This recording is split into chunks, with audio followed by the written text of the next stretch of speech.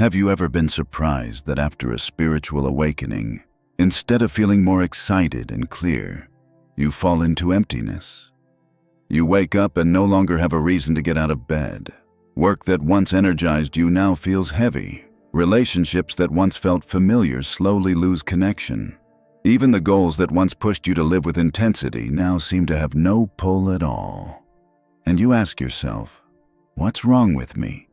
Why, after awakening, do I feel not more motivated but even more lost? Carl Jung once explained that this is an inevitable part of the journey. When the old ego collapses, the drives built on habit, ambition, and recognition collapse with it. You become like someone who has just stepped out of the cage they've lived in for years. It isn't freedom at first, it's disorientation. The emptiness is not failure. It is the signal that you've gone deeper, deep enough that the old layers no longer have control over you. In this video, we're going to uncover why you lose motivation after awakening, why this stage is necessary, and how to transform the void into the beginning of a completely new source of energy. Because on the other side of emptiness lies a drive that is no longer borrowed, but truly your own. Maybe you once believed that after a moment of awakening, life would become clear. Everything would suddenly feel meaningful. However, reality soon arrived, and it felt completely different. Instead of feeling strong, you felt drained. Instead of being full of energy, you found yourself sitting motionless for hours, with nothing driving you forward. The things that once sparked your excitement now appear like empty shadows. Friends invite you out. You agree out of habit. But while sitting among the noise and laughter, you feel like a stranger.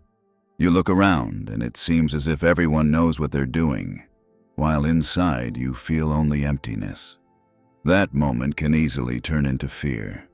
You start to wonder, have I gone backward? Am I broken? The danger is that you begin to believe the wrong answers. You blame yourself for being weak, lazy, and unmotivated. You push yourself to return to your old routines, trying to prove to yourself and others that you're still fine. But the more you push, the clearer it becomes. The old fire is gone, and you panic because you think the only option is to go back. The truth is, you are not broken. You've simply stripped away an old engine, an engine fueled by achievement, recognition, and the fear of falling behind.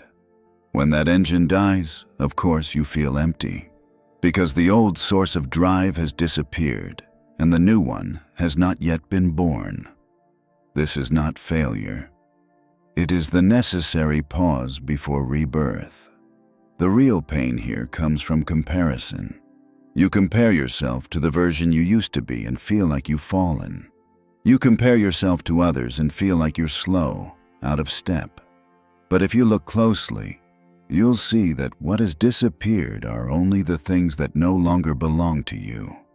What was lost was not strength, but a shell. And this emptiness is not a graveyard. It's a field being cleared for new seeds. Redefining the problem is the first step to breaking out of the spiral of self-blame. You have not lost motivation. You are being emptied so a new kind of drive can appear. And the moment you accept this, the fear begins to loosen its grip, because you understand. You are not moving backward. You are standing at the threshold of transformation. Carl Jung once said, "Enlightenment does not come by imagining figures of light, but by making the darkness conscious." And this is exactly why you feel unmotivated after awakening. Awakening doesn't just bring beautiful insights. It destroys the old structures. The self you once knew, built on ambition, expectation, and recognition, suddenly loses its power. The engines that used to pull you out of bed every morning vanish, and so you feel empty. Psychologically, this is a form of ego death. It is not physical death, but the collapse of a familiar version of yourself. Like the caterpillar entering the cocoon, it doesn't simply keep its shape and sprout wings. it dissolves completely into liquid. For a time, nothing remains of what it once was. From the outside, it looks as if it has disappeared, but inside, a new form is being prepared. That is what's happening inside you. When the old motivation disappears, your mind panics. You think you're lazy, depressed, or falling behind. But in reality, you are in the dissolution stage, where old structures are being broken down to make space for what's new. If you don't understand this, you'll rush back to old engines, chasing achievements, hunting for approval, clinging to random goals, and the result is the same cycle repeating itself, never reaching true change. Jung called this process individuation, the journey of becoming your true self. It does not begin in radiant light, but in collapse, in shadow, in emptiness. When you lose motivation, it is not because you are regressing. It is because the old can no longer hold you. And that collapse opens the possibility of discovering a new drive, a drive born not from borrowed standards, but from within. Think back to a recent moment. You sat at your desk, but your mind was blank. You tried to enjoy yourself like before, but felt distant. That wasn't a system failure. That was proof you no longer fit the old source of drive. Just as the caterpillar can never go back to being a caterpillar, you cannot go back to who you were. The only thing you can do now is accept this stage as a necessary step of transformation. When you enter the stage of losing motivation after awakening, there's an automatic reaction in your mind. It tries to drag you back to who you were. The unconscious hates uncertainty. It sees the void as danger and will do everything it can to fill it. That's why you hear the inner voice pushing you. Do something, set a new goal. Go back to the old job, at least it gave results. On the outside, it looks like recovery, but in reality, you're only recycling old motivation, chasing achievement, recognition, and the fear of being left behind. Carl Jung called this the compensation of the unconscious. When the ego collapses, the unconscious immediately rebuilds old patterns to soothe you. But those patterns are already depleted. If you don't see this clearly, you get stuck in a loop, awakening, losing motivation, panic, returning to old habits, hitting the same dead end. It feels like progress, but in truth, you're only circling back. The critical shift here is this. Losing motivation doesn't mean you're broken. It means you're breaking out. If the old engines were still running, you'd never feel empty. It's only because they've disappeared that you finally have the chance to discover a different source of energy. This emptiness is not a black hole. It's a sacred pause, the moment of being emptied so something new can enter. Like breathing, if there is no pause between inhale and exhale, you suffocate. The pause is not wrong. It's the condition for life itself to continue. Think of yourself. How many times have you rushed into a project just to stay busy? How many times have you jumped into a relationship just to avoid feeling lonely? How many times have you forced yourself to do something just to prove, I'm still fine? All of it was an attempt to cover up the truth. You're afraid of the emptiness. But the emptiness itself is what's necessary. If you can stay with it patiently, you will begin to discover that inside you is a flow of energy waiting to be released. Not from pressure, but from truth. This is why most people never truly change. They fear the silence, so they run back. But if you dare to keep moving forward, you will understand something the majority never see. Losing motivation is not the enemy, it's the doorway. And only by walking through it can you reach a more sustainable kind of drive. One no longer borrowed from the outside, but rooted in the depths within. The fact that you're still here listening is already a sign that some part of you is ready to face it. And in the chapters ahead, you'll see clearly. What you thought was an ending is, in fact, the beginning of a power you've never touched before. Imagine you are a caterpillar that has just entered the cocoon. From the outside, everything looks still, almost lifeless. But inside, something entirely different is happening. The caterpillar does not sprout wings overnight. It dissolves. Its familiar body melts into a shapeless liquid mass, no longer recognizable. To anyone looking in from the middle of this process, it would appear dead. But it is in that very dissolution that a new form is silently taking shape. The state you are going through is much the same. After awakening, the old engines, recognition, achievement, the constant chase for expectations, suddenly collapse. You feel meaningless, hollow, as if you're no longer yourself. You sit among friends, yet feel distant. You look at the work you once loved, and it feels empty. You wake in the morning, and nothing pulls you forward. That is the liquid stage of the cocoon. You are no longer the old caterpillar, but you are not yet the butterfly. This metaphor matters because it reminds you that emptiness is not wrong. It is a necessary stage. If the caterpillar resisted dissolution and clung to its old shape, it would never fly. If you cling to old motivation, you will remain trapped in the same loop. Only by accepting the dissolution, the temporary chaos, does the body find space to remake itself. This also explains why you feel so lost. You are standing in the in-between, no longer the someone you knew, not yet the someone you are becoming. But instead of calling it a failure, see it as a transition. Just like in nature, no one can look into the cocoon and witness the process inside.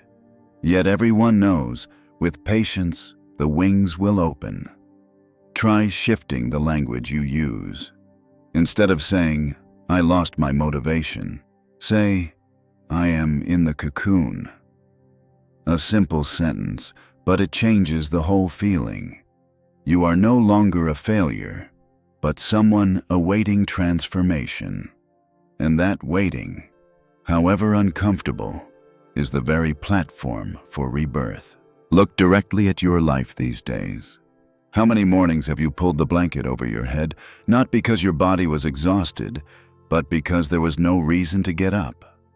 How many times have you scrolled endlessly on your phone, only to put it down feeling emptier than when you started? How many times have you forced yourself back into an old plan, but your heart remains silent, giving no response? This is not laziness. This is a signal that the old engine has shut down.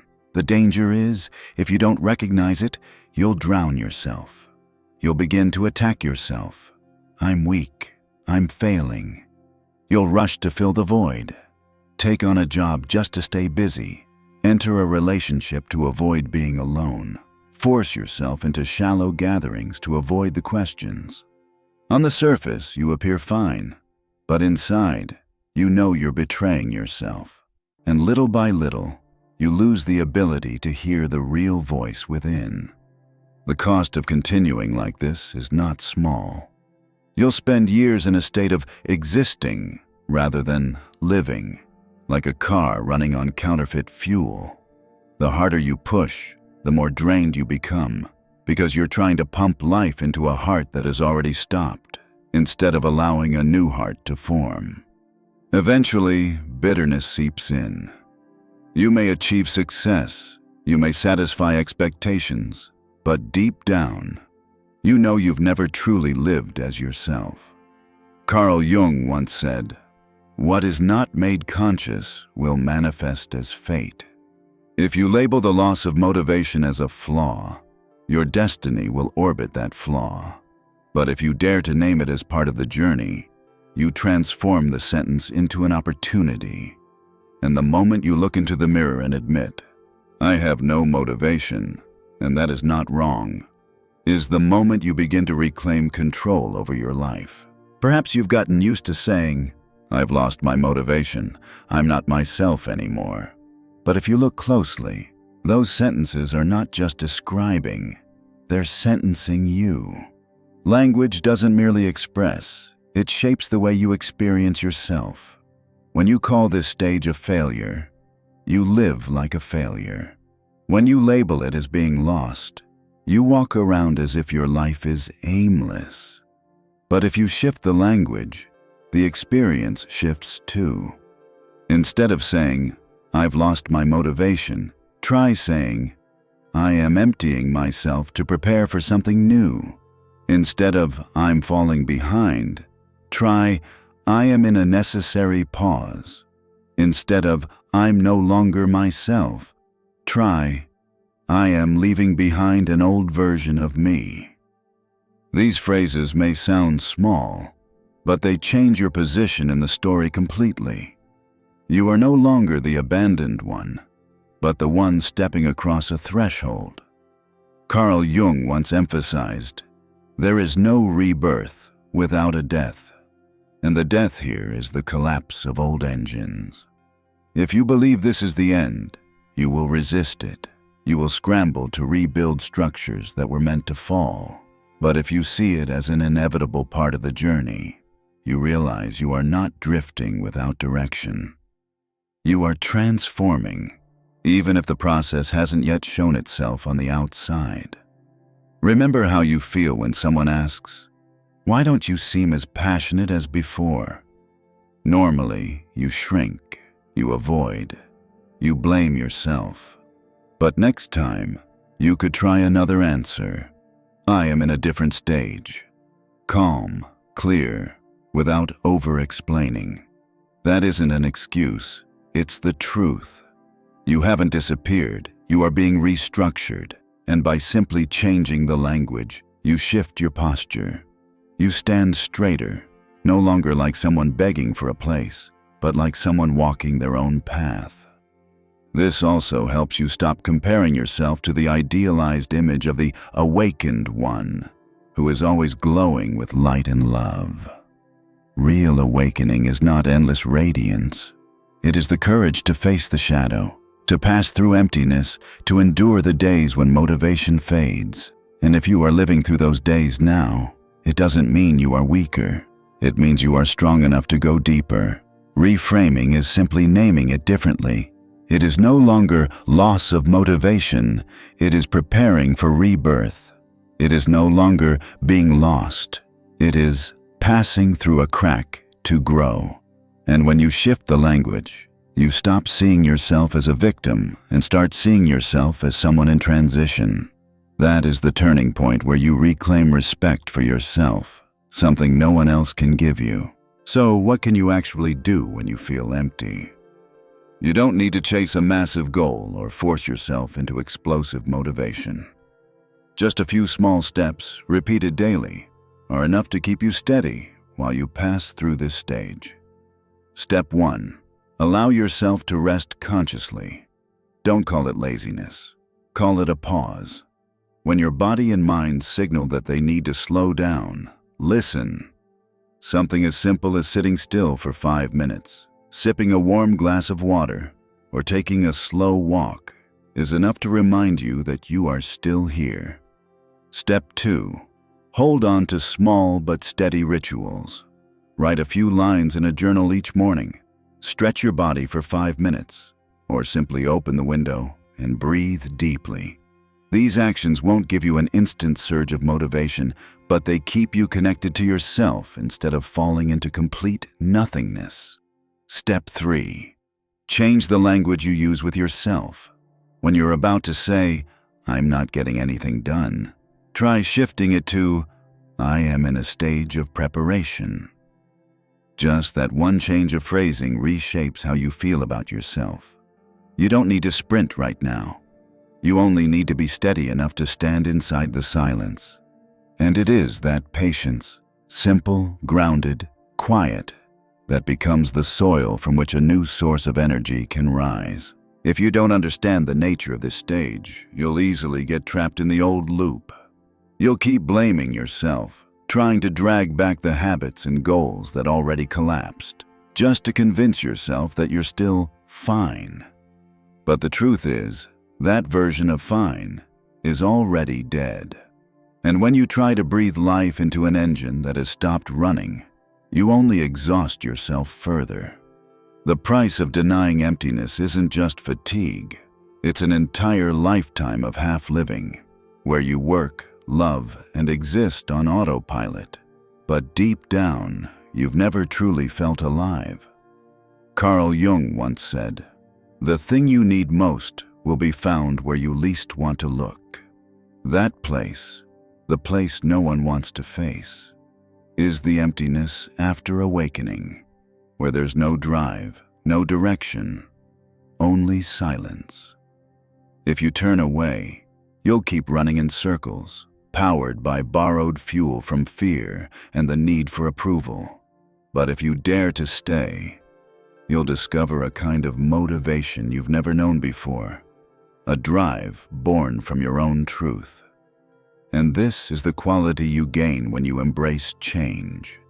Integrity. You do something not to prove yourself to anyone, but because it reflects who you are. You're in a relationship not to fill a void, but because it truly fits. You live not to keep running, but to express. This is the difference between someone who spends a lifetime waiting for permission and someone who finally grants permission to themselves. The cost of refusing to change is to live forever as a copy, but the reward of walking through the emptiness is to become the original, a life that is not borrowed, not performed, and not in need of proof. That is what real freedom looks like. Think of this stage as the morning after you've cleared your room. Last night it was cluttered, full of dust and scattered things. Now the room feels emptier, quieter. At first, the emptiness feels uncomfortable, as if something is missing. But if you sit still for a while, you'll realize this space is what gives you room to breathe, to rearrange everything the way you want it. Your life works the same way. Losing motivation is not the ending. It is the clearing. The old drives, the old goals, they fall away, leaving behind a gap. But that gap isn't your enemy. It is an invitation. An invitation to decide what truly deserves to stay. This week, you don't need to set grand ambitions. Just try one small thing.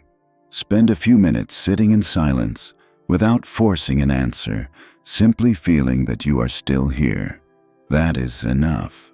Because of pauses like these, a new kind of energy will begin to take root.